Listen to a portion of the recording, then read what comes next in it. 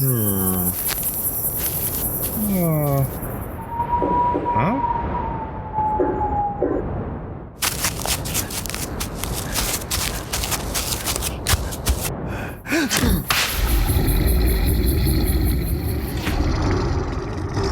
You're listening to Cryptid Clues, featuring your hosts, Taylor Field and Reuben Olson.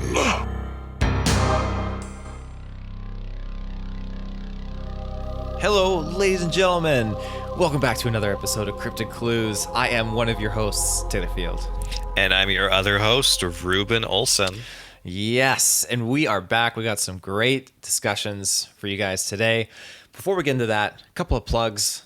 Check us out on our website, CryptidClues.ca. You can send us an email, cryptidclues@gmail.com, and you can find us on social media, Twitter, YouTube, Facebook, and Patreon, where you can get the ad-free exclusive episodes early.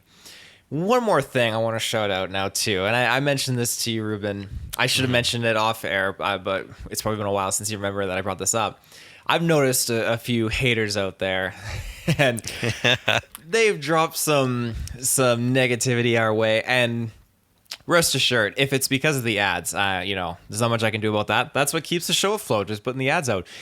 If it's about our content, well, I got some choice words for you. No, we're not professionals. We're just two guys trying to have a good time and just have fun and just take research, condense it in a manner that you as a general audience listener can pick up on and just kind of You're in a group of friends having a discussion about stuff. Exactly. Nothing scientific here at all. No, if you want to go and prove Bigfoot exists, I'm sure there's other podcasts that are much more well aimed for that. We're gonna do our due diligence by all means. I have a feeling it's our spicy ad drops though. Like when it's time for an ad. Oh, we have been so cruel about our timing sometimes. Yeah, that's true. I mean, we can fandangle it to maybe like ease it a little bit, but for the most part, the ads keep the show alive. No, we won't. The ads keep the show alive. That's all I can say. So now that's been kind of thrown out there. Let's get into what we're talking about today, Reuben. And what are we talking about? Well, now that the elephant in the room is out of the way, the ads and all that intrusive stuff, let's talk about the other elephant in the room, giants. Today, we're going to be taking a closer look at the Giant of Kandahar story. Now, this story is specifically about one very special giant out in Afghanistan. This giant, in 2002, was rumored to have been killed by a U.S. Special Forces team. The giant was obviously huge, red-haired, six-fingered, with two sets of teeth.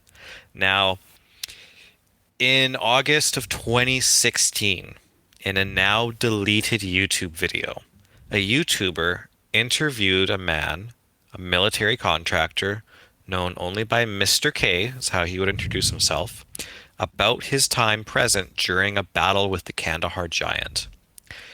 This giant was killed during Operation Enduring Freedom in 2002 when the military was busy fighting the Taliban in their capital of Kandahar.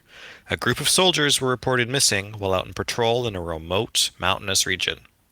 Mr. K's special ops team was sent in to investigate. They encountered a cave high up in the mountains with scattered army equipment around it. That's when a giant man who reeked of death slowly emerged.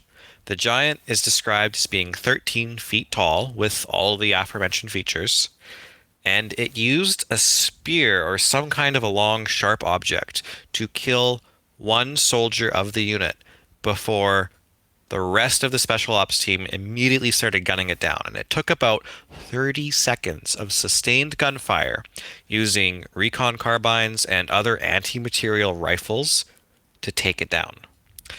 After they killed the giant, they radioed it in.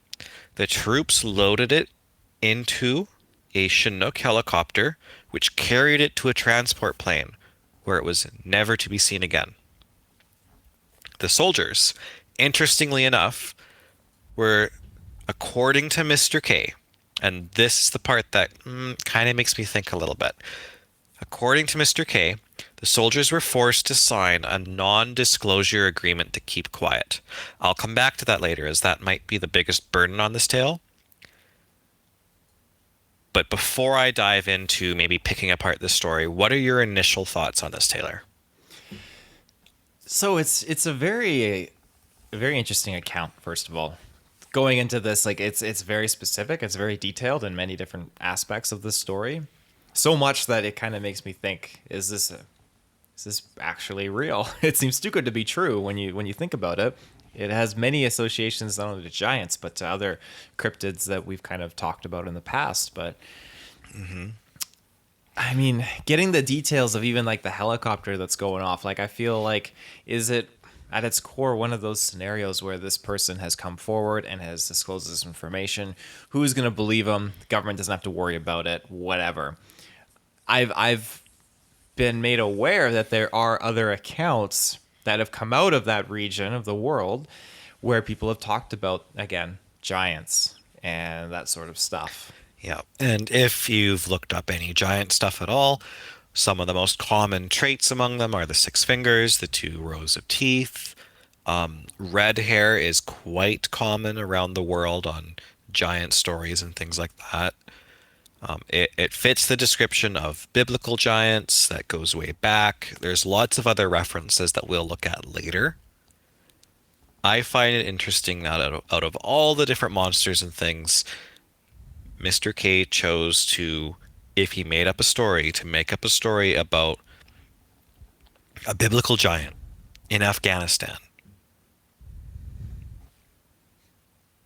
That's kind of an odd one, honestly. It is. So what does he have to gain by doing this? He's remaining completely anonymous. I mean, maybe a degree of self-satisfaction and pleasure in the fact that your identity is kept secret, but you get to claim ownership of this make-believe tale, I guess, of sorts. The fame, though, I would say, doesn't really go to Mr. K. It goes to the YouTuber. Yeah, that's actually true. Now, the YouTuber, he has a lot of different YouTube videos about giants. He has lots of different YouTube videos about biblical giants. This fits the bill for his channel. So if he wanted his channel to gain more attention, hey, let's interview this guy, give him a story. That could be something that's happened. Who knows? Diving into things that kind of pick this apart. Snopes. Ooh, Snopes is one of those websites where if you hear a random tale or like an old wives' tale or something, you can quickly Google it on Snopes, find out if it's false or not. You can take it at face value and leave it if you care. You can deep dive into it. Usually they have some good references and stuff, but a lot of Snopes can also just be kind of Wikipedia in a way. Mm-hmm. So Snopes reached out to the Department of Defense and was told there is no record of a Special Forces troop disappearing in Afghanistan, and that there is no record of any incidents involving soldiers killing a biblical giant. Now, that's what Snopes reached out to find out. They were just kind of shut down. The Department of Defense said, nope, we don't got it. There is like a Freedom of Information Act that they were going off of here, and of course they were denied that kind of information. Why would the government share that information? Now, obviously, this is people's first assumption that this is a hoax. Mm-hmm. I would argue that actually what stands out to me more, reading a little bit into military stuff, is that the NDA is more of a clear sign of failure on the story maker's part, if this is a story. It wouldn't surprise me if, anybody reached out that a secret like this, it would be kept under wraps. No one's gonna put this out there if you reach out to the Department of Defense. But an NDA, it's not needed. Mm-hmm. The government being involved in an NDA being served to Special Forces soldiers is a little weird, because a Special Forces unit is just expected to keep quiet already. And if this encounter was just classified like normal, they'd never be allowed to make the story public, or they would face jail time. They would be breaking their classified information rules. So you don't think it was someone that just, I guess if the NDA would have had to have been a pre-existing thing, it would have been like pre-experience, I would say. It would be completely unnecessary. It would be like adding a lockmaster school locker lock onto your door that's covered in security locks and fingerprint scanners and everything else. The NDA is completely pointless when it comes to classification of information in the special forces and military. Right. So if this is a made up story, I'm just going to say Mr. K, if he's a story maker, probably wasn't a military nerd. So that kind of puts you more in that camp then, that this is just something, fan fiction, I guess.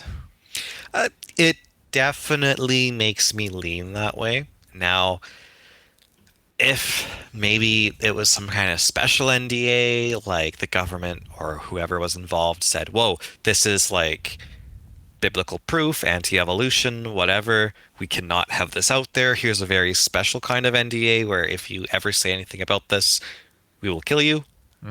Obviously, Mr. K isn't dead. They would have found out the Special Forces team wasn't that big. He put the story out there. Maybe he is dead. I don't know. That's kind of dark, but it just seems a little bit strange to me that he added in that detail about the NDA. What are your thoughts on that? I mean, the NDA is very intriguing of a component to this story, actually. I mean, it's kind of like one of those things where maybe there's just too much detail that it seems unbelievable, I guess, if you want to say. That's kind of how you started, too. Yeah, I wouldn't want what I say in that regard to disregard the fact that I don't believe that there's giants out there. I do think there's probably a chance that these things could be out there, but this particular encounter, I'm not super on board with. The mention of the NDA and everything like that, I feel like I'm not in the military, I can't speak to it 100%, but if you are part of something that is a very significant team or operative group in the military, you're in that group because you're not going to say anything, you're loyal, and it's just second nature. Like, you're not going to go out and you're not going to say anything. I feel like if you were just a regular military kind of trooper or something along those lines, I think, okay, there's like a general code and general kind of like pre-existing notion when you go into the military. Hey, I'm not going to relay classified information or anything like that. But that usually would happen after the fact, I imagine. If you were to be a part of just a basic military unit, you're out on patrol fighting Taliban terrorists, whatever you want to call it, and all of a sudden one of these big hairy giants just comes out of nowhere, then I think, okay, like, hey, we're gonna warn you or tell you not to say anything. But they're not going to be warned in advance, I feel like. Now, you talk about an operative group, a special operative group, they're going to be warned in advance, they're going to know about this thing, and it kind of goes in line with the groups that exist out here where people see a Bigfoot or something, and then all of a sudden there's like men in black suits and black SUVs that pull up to corner off the area, right? Yeah, no, I agree 100%. I would say if there's honestly any biblical giants left around, they'd probably be, bam. Yeah, they would be struck down. So. Well, that's just it. I know the story kind of talks about how it took like several rounds and like lots of guns and everything like that. But again, all we know is it's just a story. Yep. And it's close enough to that time. I would say all we know right now is that it's time for an ad break. And we're back from that one. I'll try to space the next one just a tiny little bit further. You felt guilty going to that break. Oh, I did. But carrying on from there, Taylor, the Giant of Kandahar may or may not be a hoax. I'm leaning towards hoax. But I think it's a good segue into just a little bit of an introduction on the topic of giants in general, because there is lots of evidence for them. There is lots of evidence of their being, and there's lots of evidence for there to be giants throughout our history. And a lot of people aren't taught that. It's not something that's ever brought up in schools, really. You have maybe like, oh, here's the world's tallest man. He was this tall. If you get that tall, your bones are very brittle. It's very hard to stand up. We're not made to be that big in this atmosphere. But if you go back far enough, I mean, there's newspaper articles, there's history, there's biblical stuff. Let's start from the very beginning. Why don't we take a closer look at the biblical aspect of this? Absolutely. Going into the biblical part, I think the key component of this is the Nephilim. I think that's a major aspect that people kind of look at and reference, and when you kind of associate that with the Bible, I believe it's mentioned in Genesis and Numbers, books of the Old Testament. They were said to be people of unusually large size and strength that could be found particularly in the Middle East, both before and after the flood had occurred. Now, I managed to find 4 different, I guess, theories attributed to the existence of what the Nephilim are. The first one is a viewpoint that they are fallen angels that had relations with the daughters of men, is what's quoted there, which resulted in part human, part supernatural being, the Nephilim. Number 2, they are demons or fallen angels possessed by men, then had relations with the daughters of men, resulting in the Nephilim. So similar, but it's just kind of like men that are possessed by demonic entities and stuff like that. The third, it's called a, here we go, Taylor and his pronunciation, Sethite view. This defines the sons of God as the righteous line of Seth. So I guess another kind of branch of being. And lastly, this is more of a minority kind of point of view, is the sons of God were simply fallen men. Okay. So, well, to kind of go over what you've just said there, I'll unpack it with a couple of scriptures. And that would be in Genesis 6:4, we get our first mention that just straight up says, this is around like the story of the flood and everything. The Nephilim were on the earth in those days, and also afterwards, when the sons of God came into the daughters of man, and they bore children to them. These were the mighty men who were of old, the men of renown. Our next mention, or at least maybe not our next direct mention, but one of our next bigger mentions of Nephilim is in Numbers 13:33. And there we saw the Nephilim, the sons of Anak, who came from the Nephilim, and we seemed to ourselves like grasshoppers, and so we seemed to them. I have to forgive the sound of my cat in the background. She's scared of Nephilim. Moving on to another interesting mention, and probably the most famous mention outside of Nephilim themselves would be Goliath. This is in 1 Samuel 17:1 through 58. This is just a little snippet from in the center there. And there came out from the camp of the Philistines a champion named Goliath of Gath, whose height was 6 cubits, 9 feet, and a span. He had a helmet of bronze on his head, and he was armed with a coat of mail. And the weight of the coat was 5,000 shekels of bronze, which is around 100 pounds or more. So biblically, it just goes with the first one you mentioned there, the first theory, where quite literally angels fell from heaven, did the dirty with females, and the offspring were angel-human hybrids, which are called Nephilim in the Bible.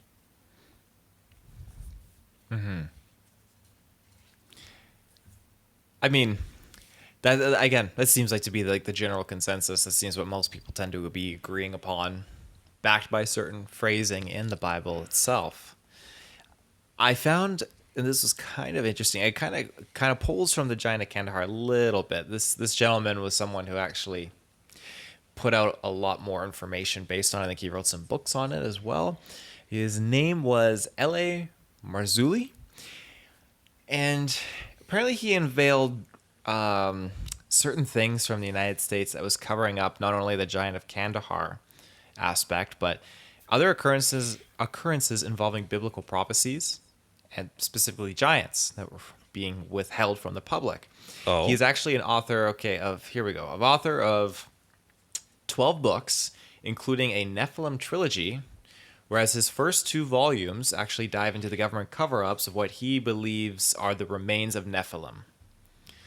So I have not read these books yet. There are 3 of them in this trilogy, but you can progress your research further if you want to dive into that as well. But yeah, it just always kind of seems to come back to the Nephilim. You mentioned again, like there mentions like pre and after the flood as well. What do I have here? Speculated that by Christian scholars, Nephilim were one of the main causes for the Great Flood in Noah's era, which I found that very interesting as well, because I think, that's something that's discussed where there's so many like, it's so disgusting and putrid. The earth is just falling like it's a ruckus now. There's all these different monsters, entities, everything like that, and then the flood just clean slate it, all that jazz, right? Yeah. I don't know if I have anything else on the biblical aspect. Did you have anything further on that? No, that was everything pretty much there. I'm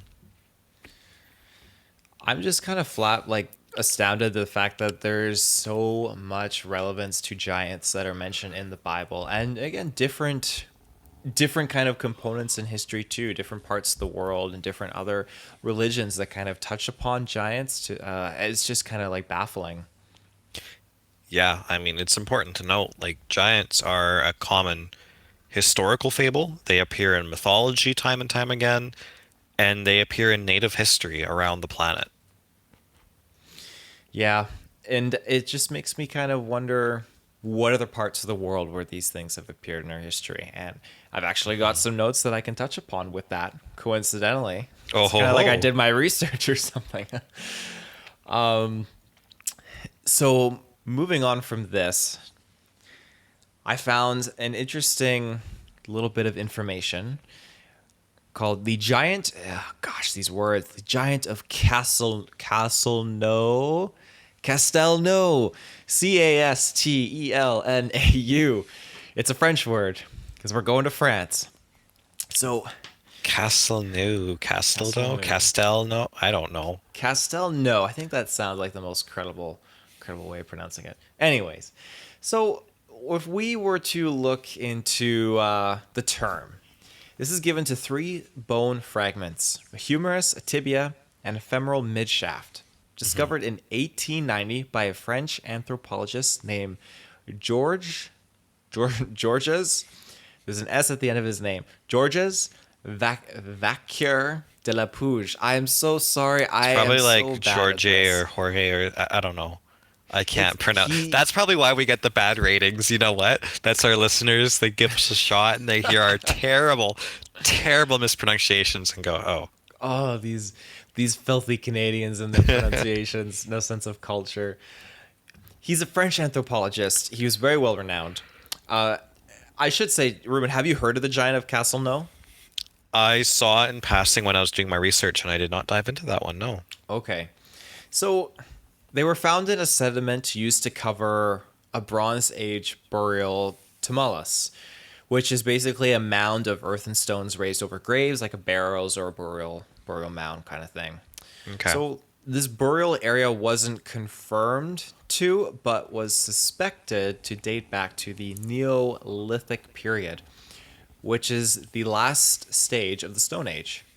So this dates, I believe, roughly about 10,000 to 4,500 before Christ, BC. Quite that's old. That's very old human-wise. So these bones were found under this sediment in a cemetery. Again, the cemetery called Castel-Lalez,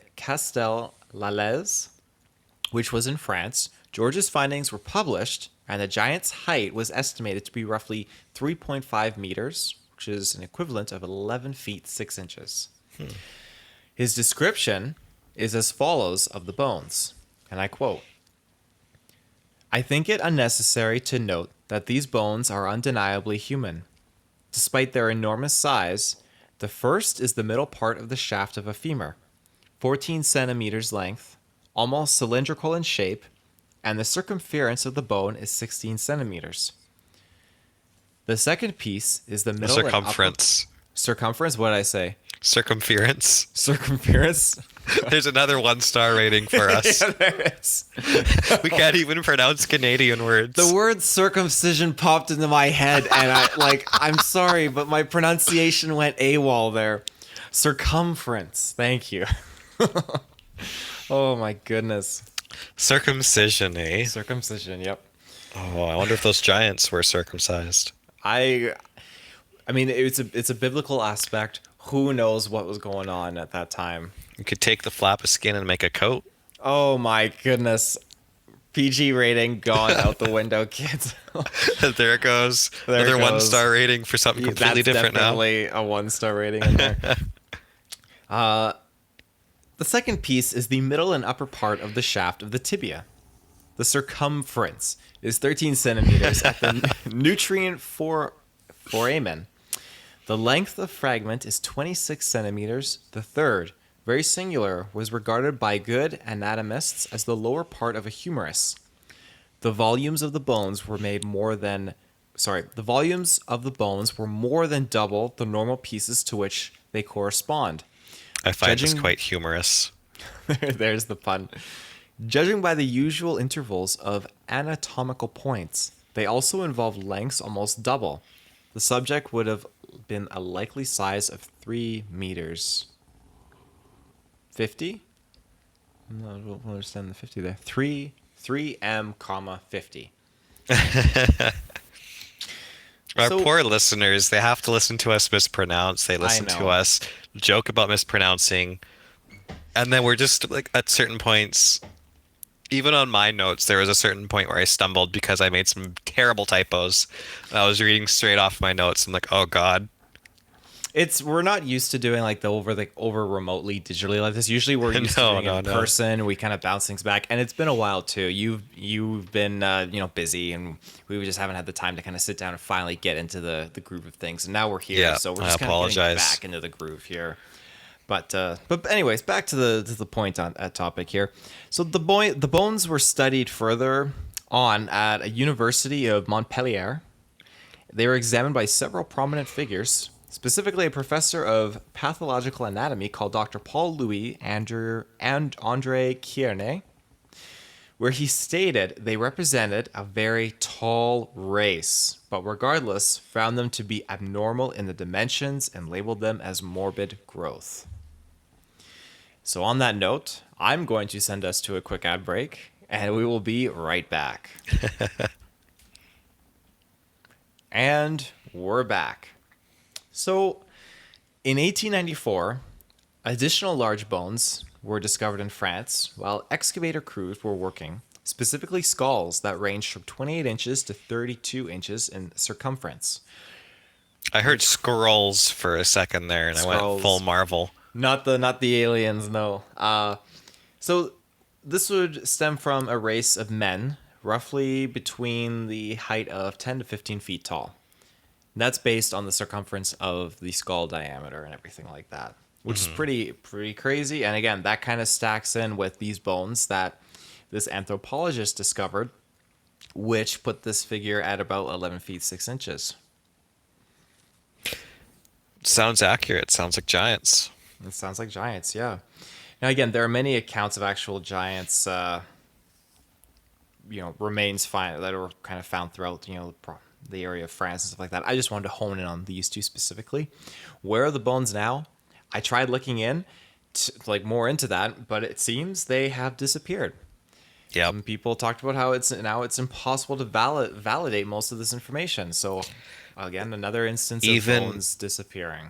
Even in the US, there are over 300 newspaper articles ranging from the 1800s to the early 1900s that document the excavations of giants ranging from 8 to 12 feet tall.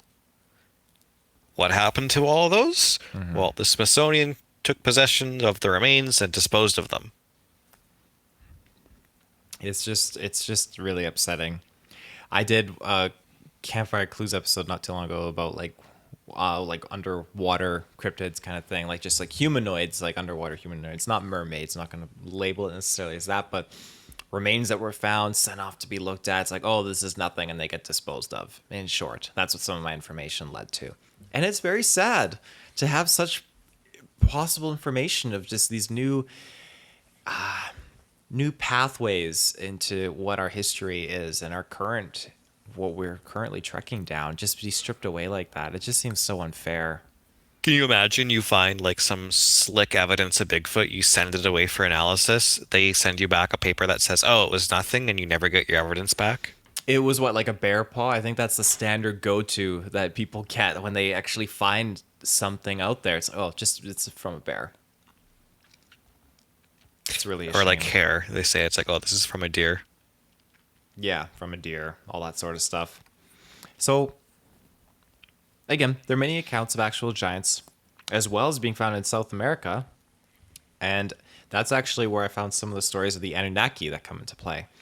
I don't have much on the Anunnaki specifically. Do you have anything? Ananuki?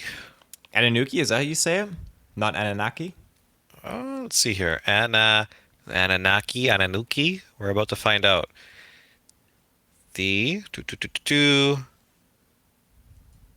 Oh, they don't give me a pronunciation. We're gonna have to come up with one here. Anunnaki, Anunnaki. Anunnakine, Anunnana. Yeah, we're just gonna call them the Anunnaki. I don't care. The Anunnaki, there we go. So, again, like I said, I don't have really anything on them. I think that's something we'll cover in another topic. But I do have another case file here labeled The Dragon Man. Have you heard of this? Again, that's a name that came up, but I did not research. I was totally diving into some other things. Well, you were kind of honing in the more biblical part of Yep. this. Yeah, which makes sense here. So, to summarize the Dragon Man case file for you, a team of international researchers studying an ancient skull discovered that it belonged to a newly discovered species that's more closely related to modern humans than Neanderthals. However, this discovery in the scientific community has been met with controversy, obviously, whereas the skull may already belong to a mysterious but already known human ancestor. The skull is the largest reported human skull ever found. I know of this one now. I know of this one now. Yeah, Okay. I did read about it. Okay. Carry on. So, researchers say it belonged to a male in his 50s that resided in northern China between 146,000 and 296,000 years ago. They called it Homo longi. Some researchers, again, are skeptical on this and claim the skull might belong to a species called the Denisovans. Denisovans? The Denisovans, yeah. Denisovans, okay. The Denisovans are an extinct species or subspecies of archaic human that ranged across Asia. And it's funny enough, most of the kind of information into them comes from DNA evidence. But anyways, back to the skull. The skull basically portrays, a face that would have had a much larger than modern, like human-sized face, obviously, with thick brow ridges, deeply set eyes.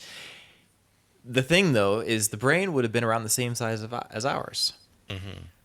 Now, going into where this skull came from, it was found by a farmer, reportedly, in the northern Chinese city of Harbin during the early 1930s.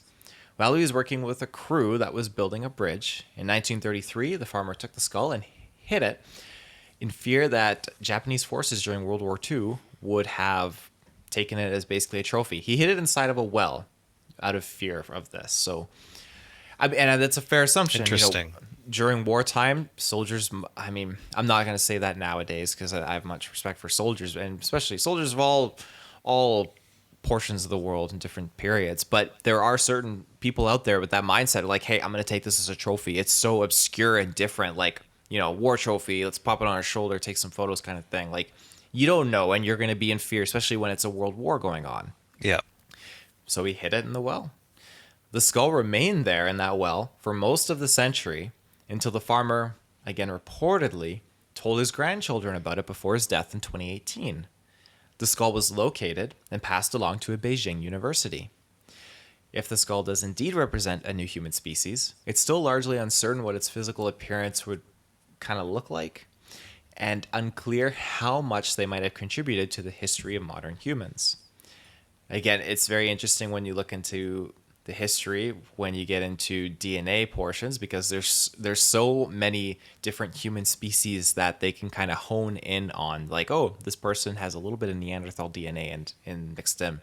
And it's not it's not anything new either when you have different human species in the past having like intertwined and intermingled. And that's, again, why you have the genetic kind of pool together of like, hey, there's some Denisovan DNA and there's some Neanderthal DNA in modern day humans. There's some Bigfoot DNA. There's some Bigfoot DNA, yeah. And it kind of goes hand in hand with that biblical account, kind of going full circle here. Nephilim being offspring of that kind of genetic intermingling. And I'm just kind of baffled again how where science and religion kind of meet in the middle at some point here and can kind of, I'm not going to say connect, but they both are propping themselves up in interesting ways that make sense. Yep. So I'm curious, what do you feel about this whole case file here about the Dragon Man skull? I think it's definitely interesting. Of course, it could be anything. It's a really big human skull. I think it could easily be its own subspecies of human. It could be from a giant or something similar. I mean, at this point, it could even be like part of a Bigfoot skull or something, you know? Yeah, that's very true.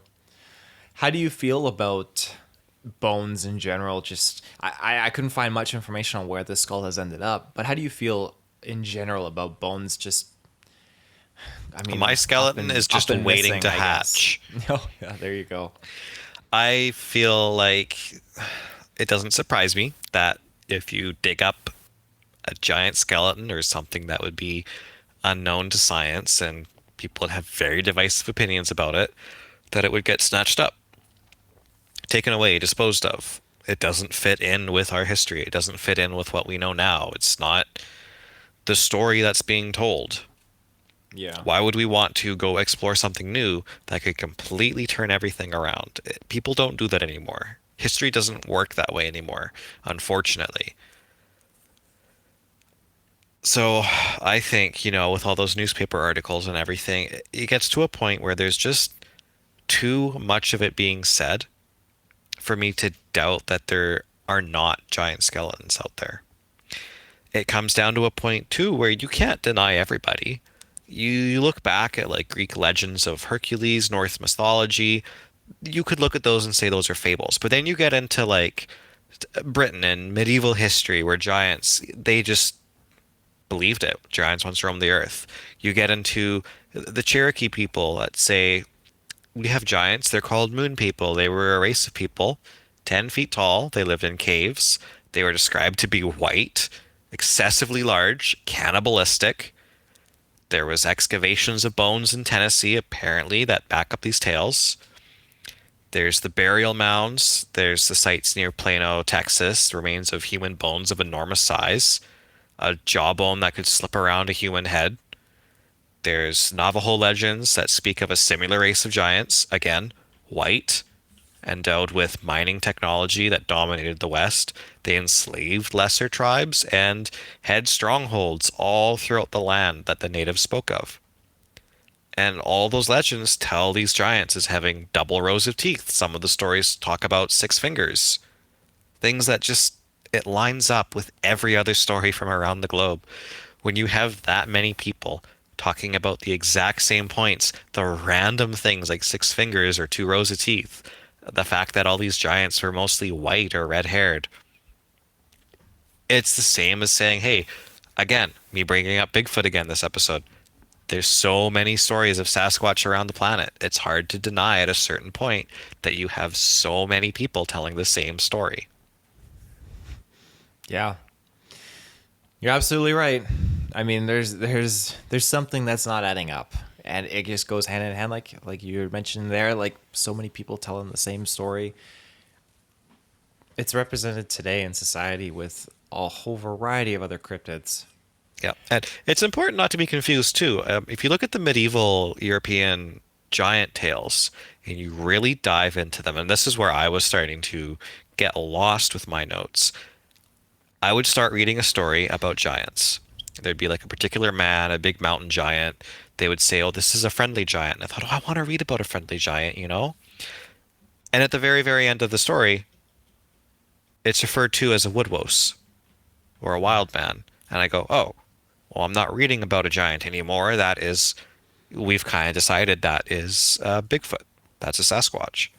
So, how many stories out there are one thing or the other? It's really hard to tell unless they specifically describe a body full of hair or they use a term like a woodwose.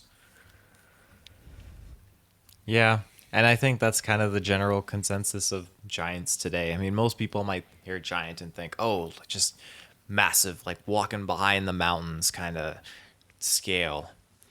But I think it's worth noting it's much more kind of like low key. I'm not saying those didn't exist. That's a different discussion altogether. But more contained size of giants, I guess, and that's what Bigfoot can be attributed to at times. But if you look at sized humans, like we have the tallest human beings that made it into like Guinness Book of World Records, for example, clocking at like 8 feet.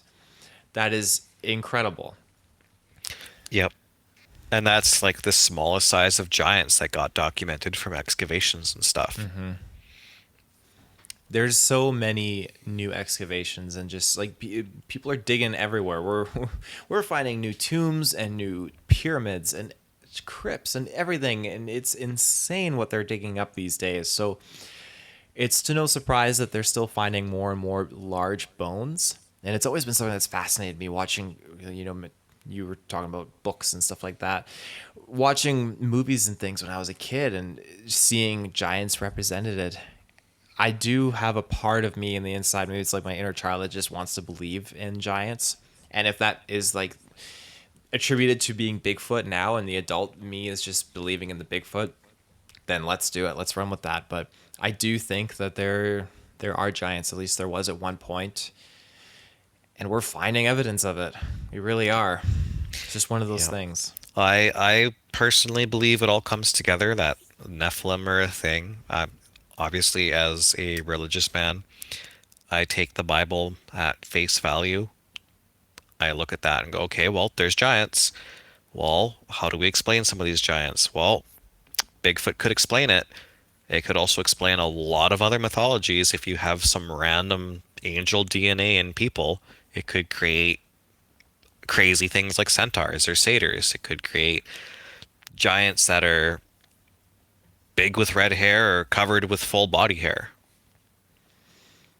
Yeah, things in our history are just too cookie cutter when you cut it down.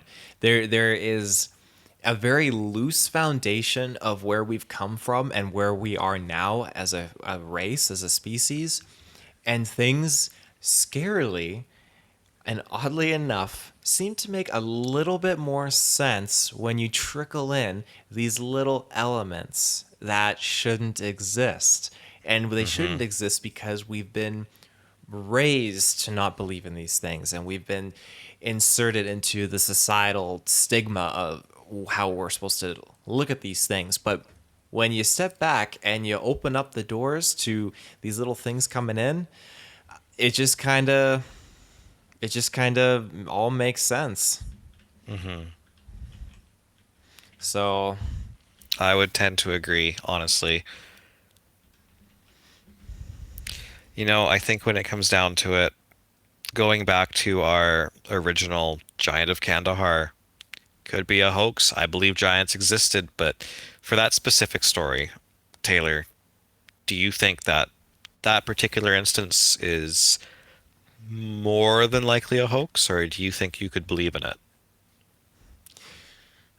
it's like I said at the beginning, it's tricky. There's so much evidence. Let me rephrase that. I retract that word. There's so much detail in that it has me skeptical that it's too good to be true. Okay. I think just the method of it, like someone just coming out, putting all this information out on the table, it just seems like, okay, like what's the catch? So I think we agree on that.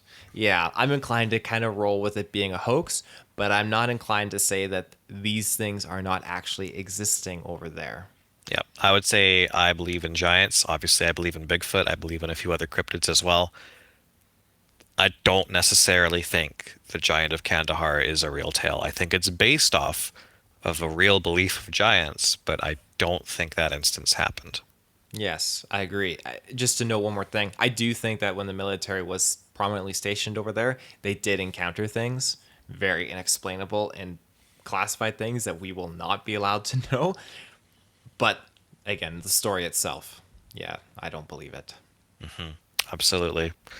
Well, I think that about wraps it up for this episode of Cryptid Clues. Thanks for listening, everybody. Taylor, do you want to take us away with some goodbye thoughts, maybe some plugs? Some plugs, yes. Ladies and gentlemen, you can find us CryptidClues.ca. Find all our information there. You can send us an email. Just want to say hi, CryptidClues@gmail.com. And you can find us on social media, Twitter, YouTube, Facebook, and Patreon. Get those ad-free early episodes. So, until next time, it's been a pleasure, Reuben. It's been a pleasure, Taylor. Bye-bye.